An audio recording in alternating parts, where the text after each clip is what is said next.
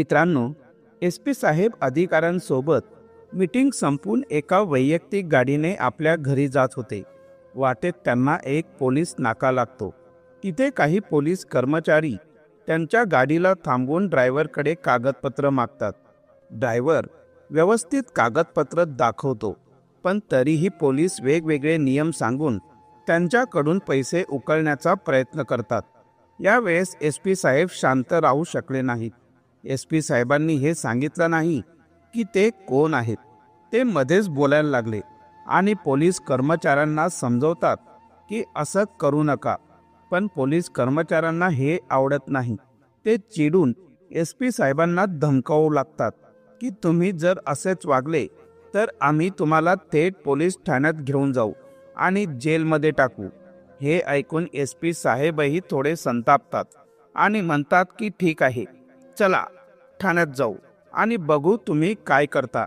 मित्रांनो, SP साहेबांनी का खरं सांगितलं नाही आणि त्या पोलिसांनी पुढे काय झालं असेल, पुढे जाण्याआधी तुमच्याकडे एक छोटीशी विनंती आहे.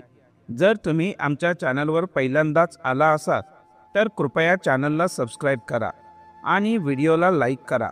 यामुळे माझे मनोबल वाढेल आणि अशाच रोचक कथा मी तुमच्यासाठी दररोज घेऊन येईन. तर चला कथेला पुढे वाचूया. देहरादूनमध्ये एक ऑटो ड्रायव्हर रामकिशन राहत असतो. रामकिशन ऑटो चालवून आपल्या कुटुंबाचं पालनपोषण करत असतो.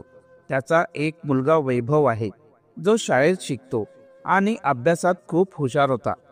वैभव आपल्या वडिलांना रोज ऑटो चालवताना पाहतो आणि ठरवतो की तो खूप अभ्यास करून एक यशस्वी माणूस बनेल, जेणेकरून त्याच्या वडिलांना ऑटो चालवायची गरज पडणार नाही. वैभव परिश्रम करत राहतो, त्याचं ग्रॅज्युएशन पूर्ण करतो आणि नंतर तो UPSC परीक्षेची तयारी करायला लागतो. तो घरीच अभ्यास करत असतो आणि घरूनच परीक्षा देण्याचा विचार करतो. ही कथा SP साहेबांपर्यंत कशी पोहोचते आणि त्याचा वैभवशी काय संबंध आहे आणि त्याचं पुढे काय होतं, याचा उलगडा करण्यासाठी पुढील भागात जाणून घेऊया. वैभव खूप परिश्रम करतो आणि UPSCच्या प्री एक्झामला बसतो. पण जेव्हा निकाल लागतो तेव्हा त्याचे स्वप्न असं तुटतं, जणू काचेचा ग्लास हातातून सुटल्यावर कसा फुटतो तसं. त्याचं स्वप्न तुटलं होतं. त्याला न कळत धक्का लागला होता, कारण तो त्या परीक्षेत नापास होतो. त्याने त्या परीक्षेसाठी खूप कष्ट केलेले असतात. त्याच्या आई वडिलांनाही त्या गोष्टींची जाणीव असते की त्यांचा मुलगा खूप अभ्यास करतो आणि तो परीक्षेत नक्कीच यशस्वी होईल असा विश्वासही असतो. वैभव दिवसातून 14 ते 16 तास अभ्यास करत होता, तरीही अपयशी होतो. यामुळे वैभव खूप निराश होतो. त्याच्या मित्रांकडून त्याला समजतं की योग्य मार्गदर्शनासाठी कोचिंग घेतली तर परीक्षा सोपी होऊ शकते. ही गोष्ट ऐकून वैभवच्या मनात कोचिंगसाठी जाण्याचा विचार येतो, पण तो ही गोष्ट आपल्या आई वडिलांना सांगायला संकोच करतो. त्याला भीती वाटते की त्याच्या वडिलांवर आधीच खूप ताण आहे आणि अजून खर्चासाठी पैसे मागणं चुकीचं ठरेल. घरात वैभव गप्प आणि उदास राहू लागतो. त्याचे वडील हे बघून त्याच्या जवळ येतात आणि त्याला विचारतात की बाळा, तू असा गप्प का राहतोस? एक वेळ अपयश आलं तर त्याने काही फरक पडत नाही. पुन्हा एकदा प्रयत्न कर. मला माहीत आहे यावेळेस तू नक्की यशस्वी होशील. वडिलांच्या या शब्दांमुळे वैभव धीर धरतो आणि त्यांना सांगतो की बाबा, मी पुन्हा प्रयत्न करेन, पण त्यासाठी मला दिल्लीला जावं लागेल कोचिंगसाठी. हे ऐकून वडील म्हणतात की बाळा, काही हरकत नाही, तू दिल्लीला जा. तुझं स्वप्न पूर्ण होणं महत्त्वाचं आहे. पण वैभव म्हणतो की बाबा, समस्या एवढीच आहे की दिल्लीला शिकायला जास्त खर्च येईल. मी अजून किती दिवस तुमच्यावर ओझं बनून राहू? तुम्ही किती दिवस माझ्यासाठी परिश्रम करणार? आणि मला वाटतं की तुम्ही पुन्हा माझ्या शिक्षणासाठी पैसे खर्च करावेत. हे ऐकून वडील त्याच्या डोक्यावरून प्रेमाने हात ठेवतात आणि म्हणतात की बाळा, तुला असं वाटतंय की तू आता मोठा झालास. बाळा, एक गोष्ट लक्षात ठेव की मुलं कितीही मोठी झाली तरी पालकांसाठी ती नेहमीच लहान असतात. तू आमची अमूल्य संपत्ती आहेस. जर तू अभ्यास करून मोठा अधिकारी बनलास किंवा चांगल्या नोकरीला लागलास तर याचं फळ आम्हालाही मिळेल. आमचं आयुष्यही चांगल्या प्रकारे व्यतीत होईल. म्हणूनच तू दिल्लीला जा आणि तुझ्या अभ्यासाला सुरुवात कर. पैशांची चिंता करू नकोस. सगळ्या खर्चाची व्यवस्था मी करीन. तुला कुठलीही अडचण येणार नाही. वडिलांच्या या शब्दांनी प्रेरित होऊन वैभव दिल्लीला जातो आणि UPSCची कोचिंग सुरू करतो. हळूहळू वेळ पुढे सरकतो. 2 वर्ष कष्टाने अभ्यास करत वैभव कोचिंग पूर्ण करतो. या काळात त्याने प्रचंड परिश्रम घेतलेले असते आणि त्याचा परिणामही दिसून येतो. वैभव UPSCचा प्रिलिम्स, मेन्स आणि शेवटी इंटरव्ह्यू सुद्धा यशस्वीपणे उत्तीर्ण होतो. आता तो एक IPS अधिकारी बनतो. आपलं स्वप्न पूर्ण झाल्याचं तो पहिल्यांदा वडिलांना फोन करून सांगतो. मुलाच्या या बातमीने वडिलांचा आनंद गगनात मावत नाही. त्यांनी संपूर्ण गल्लीला मिठाई वाटून ही आनंदाची बातमी सगळ्यांना सांगितली. त्यानंतर वैभव ट्रेनिंगसाठी जातो. ट्रेनिंगच्या दरम्यान त्याला वेतन मिळायला लागते. तो संपूर्ण वेतन आपल्या कुटुंबाला पाठवतो, ज्यामुळे त्याच्या वडिलांनी ऑटो चालवणं पूर्णपणे थांबवलं. त्याच्या कुटुंबाला आता कोणत्याही अडचणीशिवाय आरामदायक आयुष्य मिळतं. ट्रेनिंग संपल्यानंतर वैभवची पोस्टिंग एकाच जिल्ह्यात होते. IPS अधिकारी म्हणून तो आपलं काम प्रामाणिकपणे सुरू करतो. त्याच्या प्रामाणिकपणामुळे त्याचे वारंवार बदली होत होती, पण तो नेहमीच आपल्या कामात उत्कृष्ट कामगिरी करतो. वैभवच्या यशाने त्याच्या वडिलांचं स्वप्न पूर्ण झालं होतं. त्यांनी केलेल्या कष्टांना फळ मिळालं होतं आणि आज वैभव त्याच्या कुटुंबाचं नाव मोठं करत होता. एक वेळेस वैभवचा पुन्हा एकदा बदली होते आणि त्याला एका नवीन जिल्ह्यात पोस्टिंग मिळते. त्या जिल्ह्यात पोहोचल्यावर त्याला सरकारी निवासस्थान मिळतं, जिथे त्याला राहून आपलं काम सुरू करायचं असतं. वैभव नेहमीच भ्रष्टाचारांविरोधात कठोर कारवाई करायचा आणि इथेही तो त्याच जिद्दीने काम सुरू करतो. नव्या जिल्ह्यात पोहोचल्यावर दुसऱ्याच दिवशी सकाळ सकाळी तो पोलीस अधिकाऱ्यांची बैठक घेण्याचा निर्णय घेतो. बैठकीसाठी एक ठिकाण निश्चित केलं जातं, जे त्याच्या घरापासून साधारणतः 3 किलोमीटर अंतरावर असतं. वैभव साध्या कपड्यांमध्ये आपल्या ड्रायव्हरसह गाडीने त्या ठिकाणी पोहोचतो. तिथे पोहोचल्यावर तो ड्रायव्हरला सांगतो की तू परत जा, मला परत यायला उशीर होईल. जेव्हा यावंसं वाटेल तेव्हा तुला फोन करतो. बैठक संपून SP साहेब परत आपल्या निवासाकडे चालायला लागतात. ते मनात विचार करतात की ड्रायव्हरला का बोलवायचं, फक्त 3 किलोमीटरच तर अंतर आहे. हे अंतर मी सहजच पार करू शकतो. गावात असताना ते अनेकदा लांब अंतर पायी चालत पूर्ण करत असायचे. त्यामुळे त्यांना वाटतं की हा प्रवास त्यांच्यासाठी काहीच नाही. कॉलेजचे दिवस त्यांच्या मनात आठवतात, जेव्हा त्यांच्या वडिलांनी त्यांना शिक्षणासाठी पाठवलं होतं आणि ते दररोज पायी कॉलेजला जायचे. ती जुनी आठवण पुन्हा अनुभवण्यासाठी ते पायी चालायला लागतात. मात्र 1 किलोमीटरचं अंतर पार केल्यावर त्यांना थकवा जाणवायला लागतो. तेव्हा ते स्वतःशीच विचार करतात, आता पहिल्यासारखी ताकद राहिली नाही. वय आणि परिस्थिती दोन्हीही बदललेले आहेत. आठवणींमध्ये हरवलेले वैभव थोडं थांबतात, पुन्हा पुढे चालायला लागतात आणि आपल्या जुन्या दिवसांच्या आठवणींसोबत तो लहानसा प्रवास पूर्ण करायचा निर्धार करतात. थोडं पुढे गेल्यावर ते विचार करतात, आता नाही होणार. तर SP साहेब रस्त्याच्या कडेला उभं राहून फोन काढतात आणि ड्रायव्हरला फोन करण्यात ठरवतात. तेवढ्यात एक गाडी येऊन त्यांच्या समोर थांबते. गाडीचा ड्रायव्हर खिडकी उघडून विचारतो, साहेब तुम्हाला कुठे जायचं आहे का? ही गोष्ट ऐकून SP साहेब थोडे असमंजसात पडतात. त्यांच्या मनात विचार येतो, ही गाडी टॅक्सी वाटत नाही, मग हा मला लिफ्ट का विचारतोय? त्यानंतर ते उत्तर देतात की भाऊ, मला थोडं पुढे जायचं आहे, इथपर्यंत नेशील का? ड्रायव्हर म्हणतो की हो साहेब, बसा, मी तुम्हाला पोचवतो. SP साहेब त्या गाडीत बसतात. गाडी चालवायला लागल्यावर ड्रायव्हर म्हणतो की साहेब, तिथपर्यंत पोहोचायला 50 रुपये लागतील. यावर SP साहेब हसतच म्हणतात की ठीक आहे, 50 रुपये मी तुला देईन, पण मला तुला एक गोष्ट विचारायची आहे. त्यावर ड्रायव्हर म्हणतो की साहेब विचारा, काय विचारायचं आहे. एस पी साहेब विचारतात की तुझी ही गाडी पर्सनल आहे, पण तू प्रवासी घेऊन जातोस, हे योग्य आहे, पण असं का करतोयस. ड्रायव्हर उत्तर देतो की नाही साहेब, ही गाडी माझी नाही, मी एका मालकाची गाडी चालवतो, पण जेव्हा मी रिकामा परत येतो तेव्हा वाटेत काही प्रवासी घेऊन जातो, यामुळे निदान चहा पाण्याचा खर्च निघतो. हे ऐकून एस पी साहेब स्मित हास्य करतात आणि म्हणतात की चांगली गोष्ट आहे, परिश्रम करून स्वतःचा खर्च भागवतोस. अन्यथा काही जण गाडीचं तेल काढून विकतात किंवा टायर बदलायला लावतात.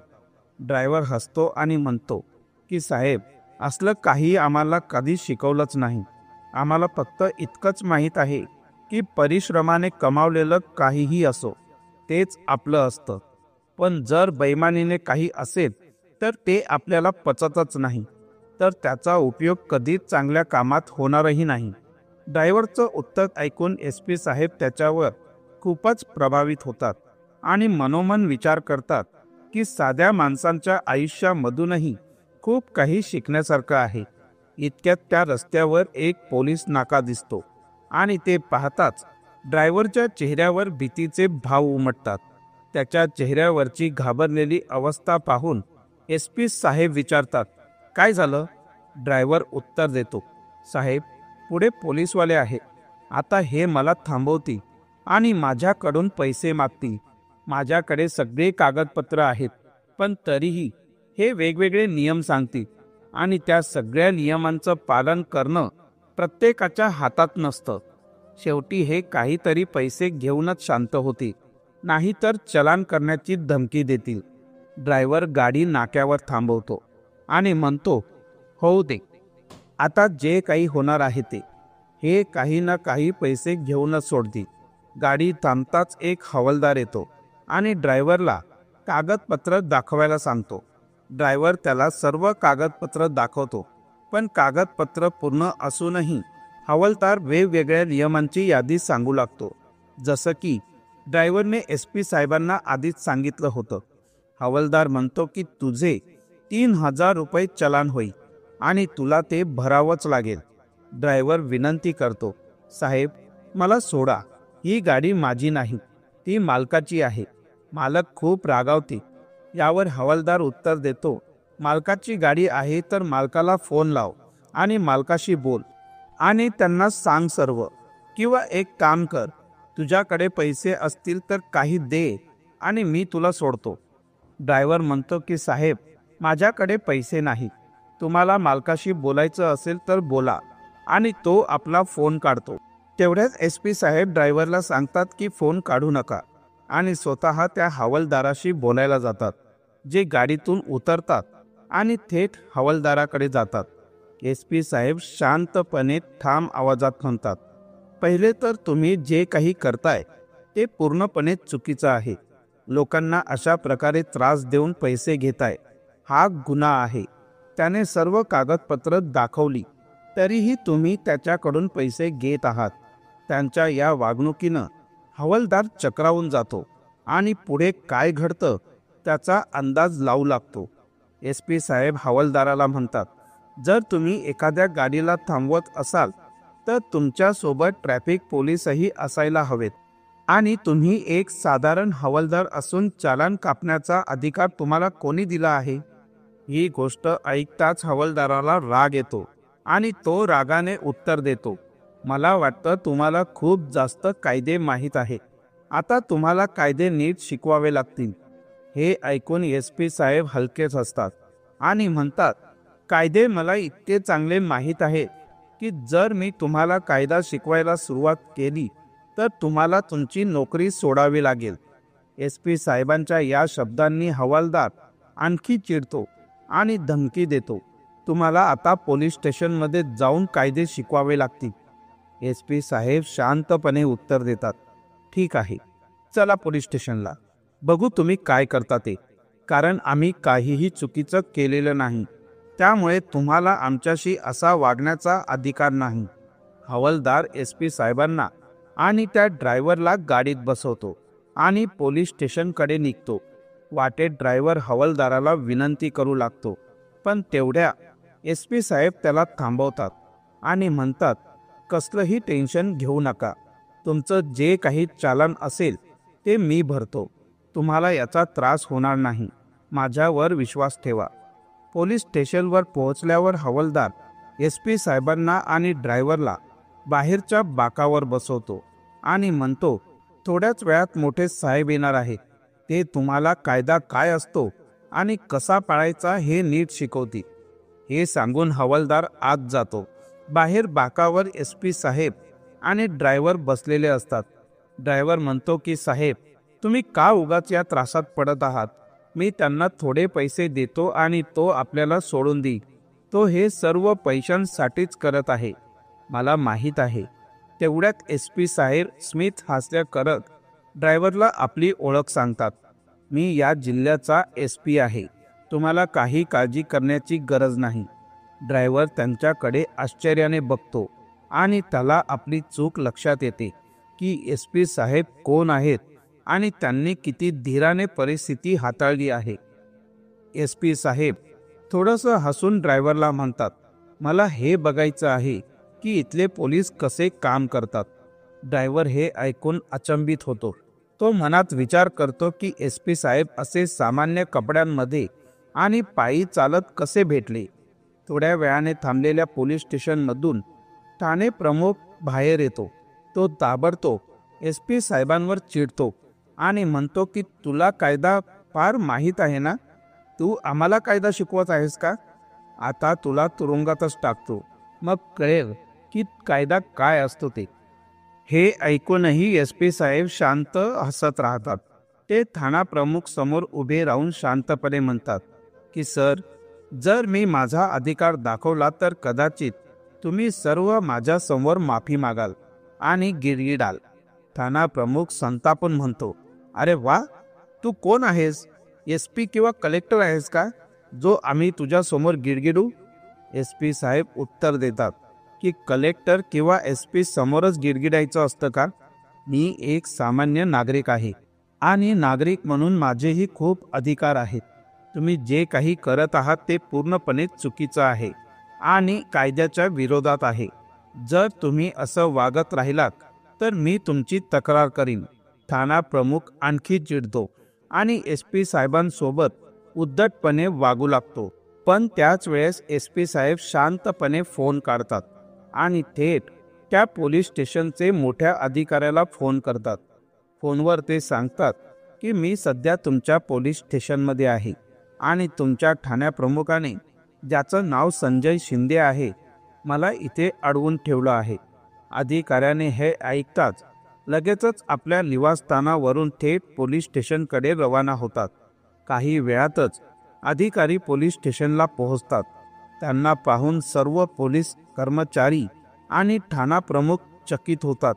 अधिकारी ताबडतोब परिस्थिती समजून घेतात आणि एस पी साहेबांसमोरच थोड्या वेळासाठी गप्प राहतात. त्यानंतर ते सर्व पोलीस कर्मचाऱ्यांना आणि ठाण्या प्रमुखाला स्पष्ट शब्दात सांगतात, अरे हे साहेब आपल्या जिल्ह्याचे एस पी आहेत. हे ऐकताच त्या ठाण्या प्रमुखाचा चेहराच उतरतो आणि बाकी पोलीस कर्मचारीही शांत होतात. ठाणा प्रमुख घाबरलेला असतो आणि लगेचच माफी मागू लागतो. साहेब आम्हाला माफ करा, आम्हाला माहीत नव्हतं की आपण इथले एस पी आहात. एस पी साहेब मात्र अगदी कडकपणे उत्तर देतात, मी चुकीला किंवा वाईट वागणुकीला माफ करत नाही. तुम्ही जी काही चूक केली आहे त्याची तुम्हाला शिक्षा भोगावीच लागेल. त्यानंतर एस पी साहेब ताबडतोब त्या सर्वांवर कठोर कारवाई करण्याचा आदेश देतात. यानंतर एस पी साहेब त्या ड्रायव्हरला बोलावतात आणि त्याला सांगतात की, तुझं कोणतंही चालान होणार नाही. भविष्यात तुला कधीही काही अडचण आली तर थेट मला फोन कर, मी तुझी मदत करेन. ड्रायव्हर हे सर्व पाहून खूपच आश्चर्यचकित होतो. तो एस पी साहेबांचे आभार मानून तिथून निघून जातो. एस पी साहेब स्वतःची सरकारी गाडी बोलावतात आणि आपल्या निवासस्थानी परत निघून जातात. घरी गेल्यावर संध्याकाळी त्यांना आपल्या वडिलांचा फोन येतो. फोनवर ते वडिलांना दिवसभर झालेलं सगळं प्रकरण सांगतात. वडिलांना हे ऐकून अभिमान वाटतो आणि ते म्हणतात की बाळा, तुझ्या प्रामाणिकपणामुळेच आणि कर्तव्यनिष्ठेमुळेच आमचं नाव उजळत आहे. अशीच निस्वार्थ आणि प्रामाणिक सेवा करत राहा. SP साहेब वडिलांच्या शब्दांवर स्मितहास्य करतात आणि त्यांना आश्वासन देतात की ते नेहमीच आपल्या मार्गाने लोकांची सेवा करत राहतील. तेव्हा त्यांचे वडील म्हणतात की बाळा, असाच परिश्रम आणि इमानदारीने काम करत राहा, ज्यामुळे आम्हाला तुझ्यावर गर्व होईल आणि कुठेही आम्ही गर्वाने हे सांगू शकू की आमचा मुलगा कधीच कोणत्याही चुकीच्या कामात सहभागी होत नाही. तर मित्रांनो, ही होती एका ऑटो ड्रायव्हरच्या मुलाची कथा, जो SP झाला आणि SP झाल्यानंतर त्याच्यावर काही अशा घटना घडल्या ज्याचा त्याने कधीही विचारही केला नव्हता. तुम्हाला वैभव आणि त्याच्या वडिलांविषयी काय वाटतं? तुम्हाला या कथेविषयी काय वाटतं? तुमचे काय विचार आहेत? कृपया कमेंट करा आणि आपले मत आम्हाला सांगा. जर ही कथा तुम्हाला थोडीही आवडली असेल तर कृपया एक लाईक द्या. पुन्हा एका नवीन आणि मनोरंजक कथेमध्ये भेटू. तोपर्यंत जय हिंद, जय भारत. आपल्या सर्वांचा खूप खूप धन्यवाद. थँक्यू.